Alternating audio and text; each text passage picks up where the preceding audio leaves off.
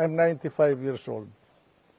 So with that span of time, you can just imagine that I remember President Aguinaldo all the way to President Duterte. And that's my advantage over most people in this land today, because I have seen history from the time of the Americans all the way to now. History was totally distorted to favor one group. And it is unfortunately continuing. That is why exercises such as these are important. Little by little, the truth will come out. Well, I'm glad that you have asked me to join this conversation so that at least we can somehow correct the distortions of history. I am very grateful to you. And I'm willing to challenge anybody here in this country to debate with me about the events. We put this together, really, because of the mail that I have been receiving in my social media. And the millennials have a different approach, it seems, to the events of history, the history of your lifetime, for that matter. And the millennials seem to want to know what it is behind the decisions that my father and the members of his government made in the time of the Marcos administrations. And so we thought the best, most authoritative person that we could find would be you, as you were not only in the middle of the action, as it were, but you were part of the decision-making process of many of the important events that occurred. During the first 3 years of martial law, you can open your window, leave your house, nobody will touch it. That's how peaceful the country was. So it wasn't the typical country under military rule where you had tanks in the streets and you had soldiers pulling people out of their homes. Of course, in the beginning we had curfew. Yes, we had. Yes, I remember that. We had to give grant passes. So, Tito, the account you're giving as to the approach, the build-up towards the declaration of martial law and the actual implementation of it and the enforcement of the military rule is very different from what we are hearing. And for you, Tito, for example, I mean, I hear it too, but of course it's a different. You come from a different perspective. What is the biggest fallacy that young people now are being fed about the reasons behind and the actual events of martial law? They claim that we killed a lot of people, and that's why when I was interviewed by someone some time ago, I challenged her.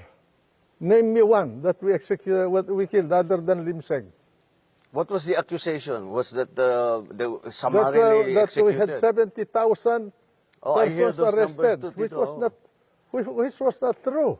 Maybe if they will include the people who violated curfew and the jaywalkers, maybe you can reach that number.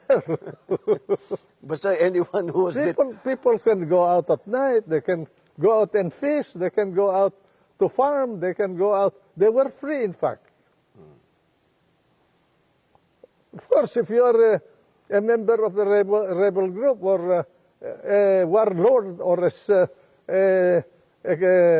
who violated a criminal law, you have to be arrested, whether you have martial law or not. It sometimes, I'm mystified sometimes by the lack of understanding of the simple fact that if you attack the government, you attack the state needs to defend itself. Of course. And that's why fighting would break out. And that's name me one person that was arrested because of political or religious belief during that period. None. They were all for criminal acts. Name me one person that was arrested simply because he criticized President Marcos. None. But there were a lot of critics still very, very vociferous and very speaking out against him and his administration, even during the martial law, when the country was under martial law. Jovi Salonga, for instance. Oh, He was involved in the Light the Fire movement and many others. Very few were arrested. And they were released. They were inconvenienced for a while, but they were released.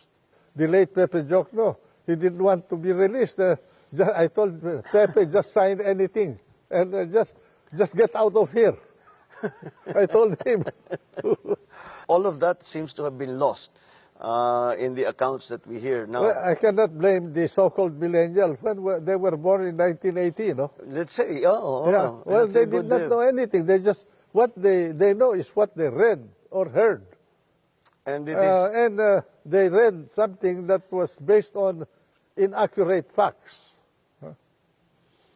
During martial law, there were no massacres like what happened in Benjola during the supposed democratic government of Cory Aquino.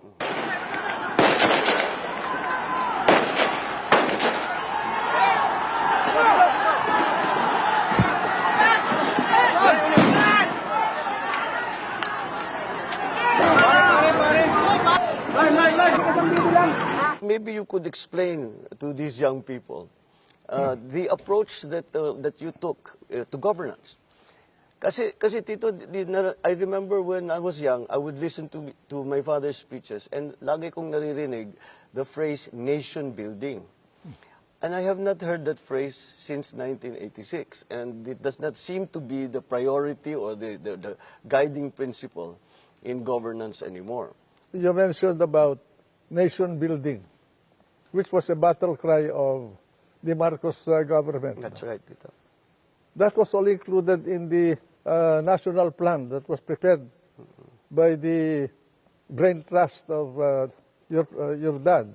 And that covers infrastructure, agriculture, energy, and education. And that's why when we started with agriculture, he established irrigation canals, especially in the north and in many parts of the country. And then he went into electrification. The national electrification that we have started with your father. He started the geothermal sources of energy in the country today, which is helping the economy. And then later on, as a part of his national plan, education of the people. And that's why he created the system of state universities that expanded the educational system in the country and made education cheaper for the people. And so many others. He introduced land reform. That's why he was very conscious of the sale of Hacienda Luisita during the Garcia administration. This was a part of his land reform program. Proposed the establishment of a nuclear plant, which was derailed by Cory Aquino because of their anger and revenge against the Marcos administration. Dito you mentioned the lobbying of the big landowners, the hacienda owners, and for the exemptions from the land reform. But I think the term that around that time was we were beginning to hear my father speaking out against the group of oligarchs. Correct. That were controlling many segments of the economy. Correct. And were not helping or supporting the national program. Oligarchies existed during the time of your dad and even before that. And even now, they are still around. They control the economy, they control the agriculture because they own the haciendas, they control the communication, they want to control even government. If you will remember, you have to talk to interest groups to be able to run for public office in those days. Controlled Meralco, they controlled the media, they controlled the newspapers and the radio, many facets of the industry. The industrialization of the country was controlled by the so-called oligarchs of the land. So this is one of the elements that pushed the government towards the declaration of martial law in 72. Apart from the fact that indeed there was a need of it, because what was the social condition of the land at this point. We were dealing with separatism in Mindanao. We were dealing with a very strong communist party. We were dealing with the onset of drugs menace in the country. We were dealing with landlords, political warlords over the land, and the high criminality in the land.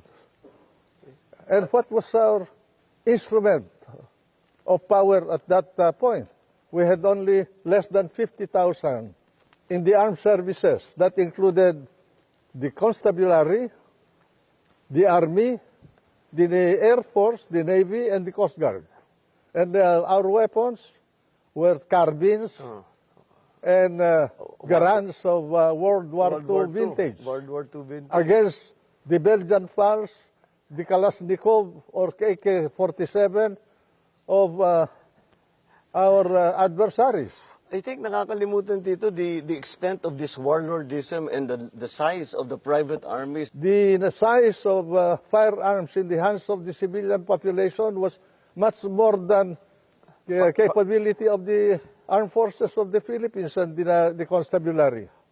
When martial law was declared, there was an we amnesty. harvested about 600,000 guns all over the country of all kinds. As opposed to our 50,000 Less than 50,000 to be exact. I think we had only about 48,000. uniformed services. Yeah. So that people do not realize the extent of the warlordism, because I don't think we have the modern equivalent. Apart from these factors that I told you, their political organization, especially the political organization of the Communist Party of the Philippines, was extensive. They have a united front that was very strong. Until now, that united front is operating through the NDF. Oh, they covered labor, the universities, academe, farmers, fishermen, women, teachers, all over. They infiltrated even the church. And we did not only have the armed elements of the Communist Party and the separatists, we have the Christian Liberation Army. Even the church was involved. So in that time, the government assessed that the largest security problem was the communist insurgency. Correct. And that is that the martial law was really a response to that Correct. One of the reasons why President Marcos finally declared martial law, very few people will remember this now, was because there was already a working coalition between the Liberal Party and the New People's Army, the New Communist Party of the Philippines, headed by Sison at this point. And President Marcos realized that the country was too fragile, with a very limited military capability to contain the problem. But this is something new.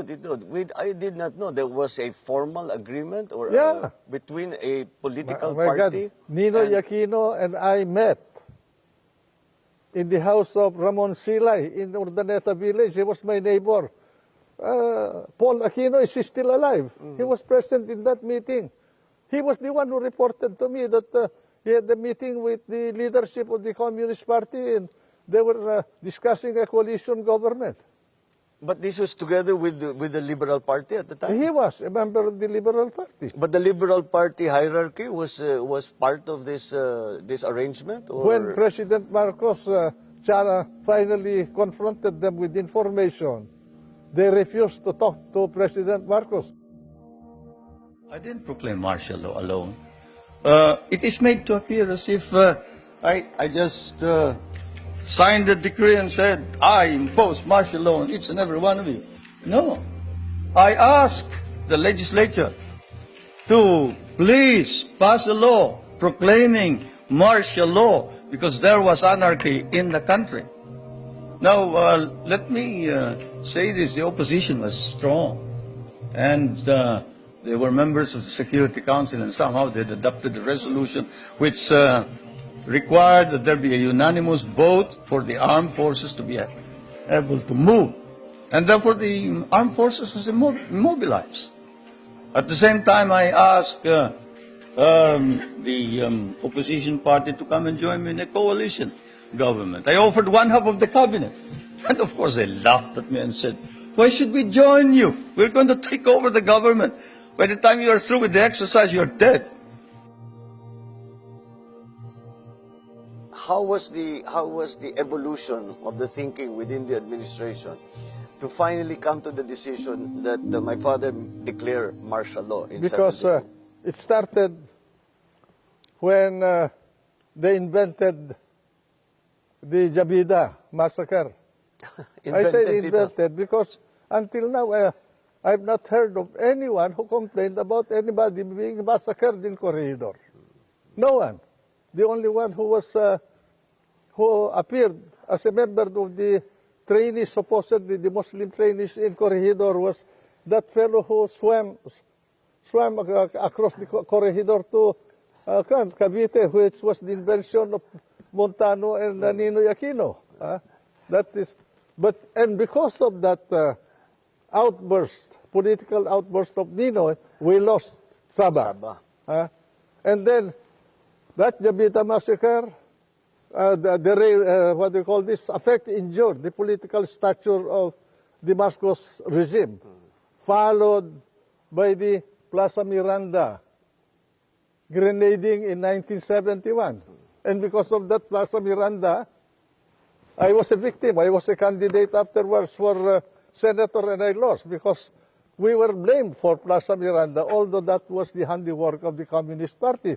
The disorder that was brought about by them, by the left especially, was too much to bear by the country at that point.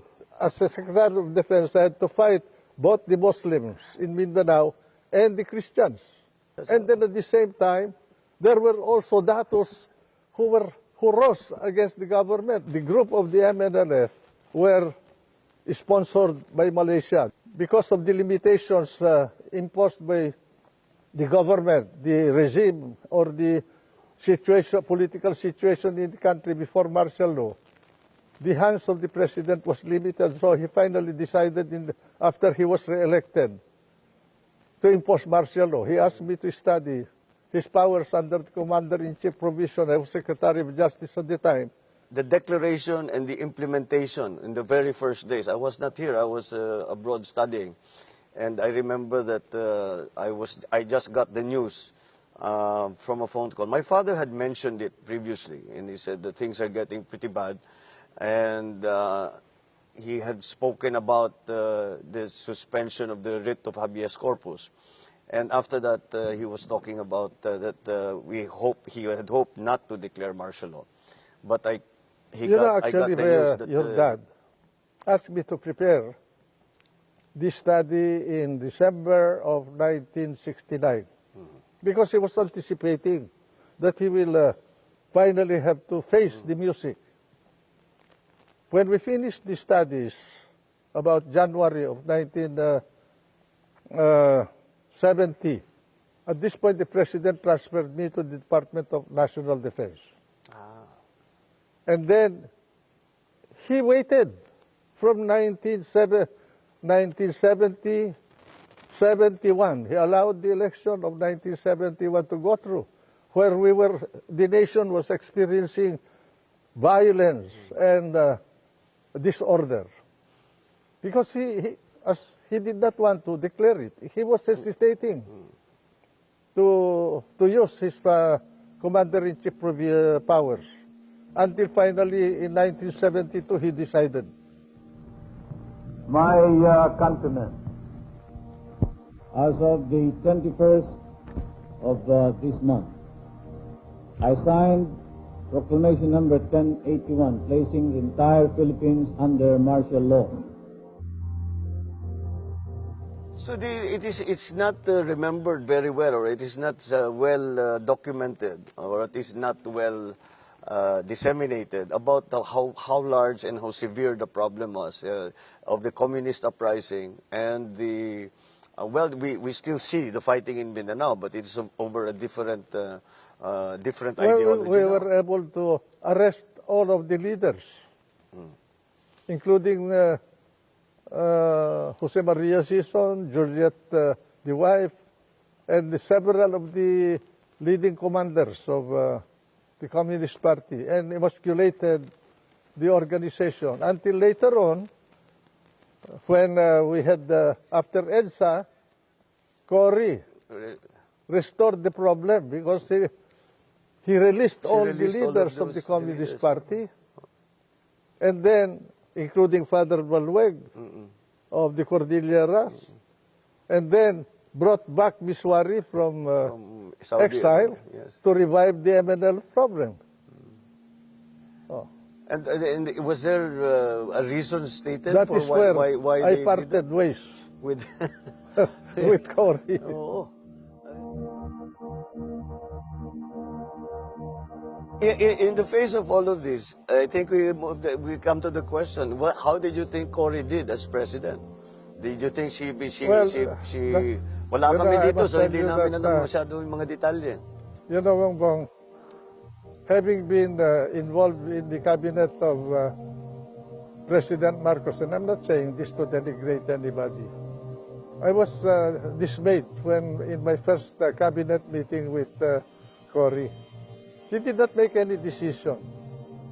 I'm sorry to say this, but I realized in that first meeting that I had in that cabinet, that the president that succeeded Jordan did not know anything about governance.